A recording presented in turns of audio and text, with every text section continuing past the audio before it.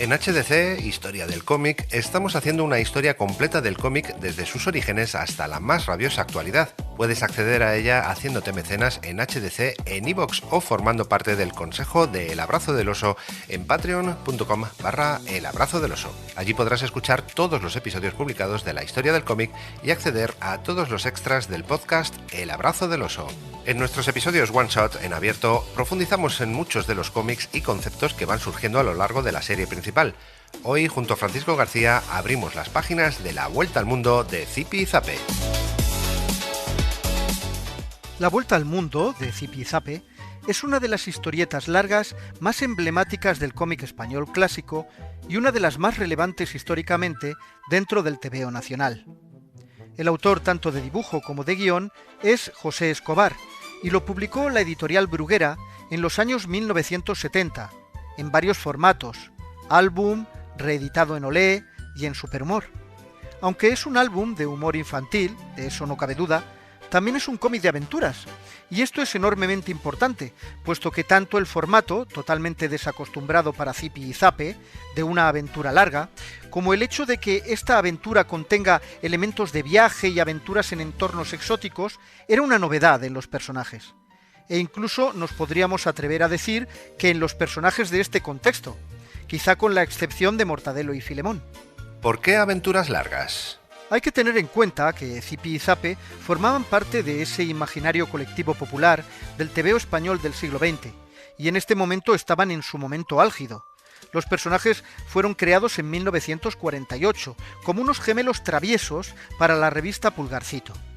En estas aventuras largas, que hubo varias, se salían del esquema clásico de travesuras y ambiente escolar para protagonizar viajes, enigmas y peripecias con tono de novela de aventuras juvenil, al estilo de Los Cinco o Tintín. Por eso esta historieta representa uno de los mayores logros de Escobar como narrador y una de las obras más ambiciosas de Bruguera en cuanto a guión, dibujo y estructura narrativa. Pero, ¿cuál sería esa estructura narrativa? La obra presenta una estructura episódica, típica del relato de viajes por etapas. Cada país o lugar que visitan los gemelos es un capítulo lleno de gags, situaciones absurdas o ingeniosas y ocasionalmente una trama de intriga o acción. El pretexto para dar la vuelta al mundo varía según la edición, en la que yo conozco es por un concurso, pero siempre permite encadenar escenarios internacionales como París, Egipto, la India o Japón. Los episodios son breves pero densos, con escenarios característicos, la Torre Eiffel, las pirámides, el Amazonas, etc. Personajes estereotípicos del país, gags culturales o visuales, malentendidos, persecuciones o actos heroicos de los protagonistas. Escobar juega con los clichés geográficos, pero los convierte en recursos humorísticos, a menudo autorreferenciales. No hay continuidad estricta entre capítulos, lo importante es el ritmo, el gag, la sorpresa visual. En cuanto al estilo de humor... Su estilo de humor se caracteriza por su costumbrismo. Zipi-Zape siguen siendo los niños traviesos, pero ahora en escenarios exóticos. La parodia cultural, se exageran rasgos nacionales, sin mala intención, con un tono naif. Y el absurdo. Muchos gags están basados en una lógica absurda del tipo slapstick, o de tipo dibujos animados de persecución y batacazo. Es muy importante también destacar el lenguaje, que era uno de los puntos fuertes de Escobar. Utilizaba un lenguaje muy culto y en ocasiones desusado. En este caso, el lenguaje usado es directo, claro y lleno de juegos de palabras, expresiones exageradas, cáspitas, recontras, y diálogos que explotan el contraste entre la ingenuidad de los niños y la seriedad de los adultos. ¿Y el estilo gráfico? José Escobar tiene un estilo muy característico. Línea clara y gruesa, con tendencia a la caricatura, colores planos, con paleta muy viva, sobre todo en las reediciones a color, personajes con cabezas grandes y ojos expresivos, fondos simplificados pero con elementos suficientes para identificar el lugar, pirámides, selvas, templos, rascacielos. El trazo de Escobar es eficaz para el humor. Todo está ligeramente deformado para causar risa, pero sin perder claridad narrativa. Una de las riquezas del álbum es el esfuerzo por mostrar visualmente cada país.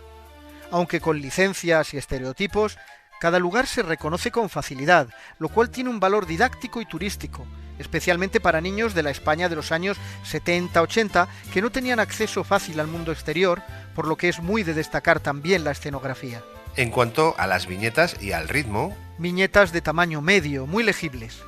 Gags visuales continuos, golpes, confusiones, exageraciones físicas, secuencias ágiles que no dejan espacio al aburrimiento. Movimiento constante, tanto en la acción como en los cambios de lugar. ¿Qué más es destacable? Por último, me gustaría destacar unos cuantos detalles más aún sobre los temas de este cómic. Curiosidad infantil.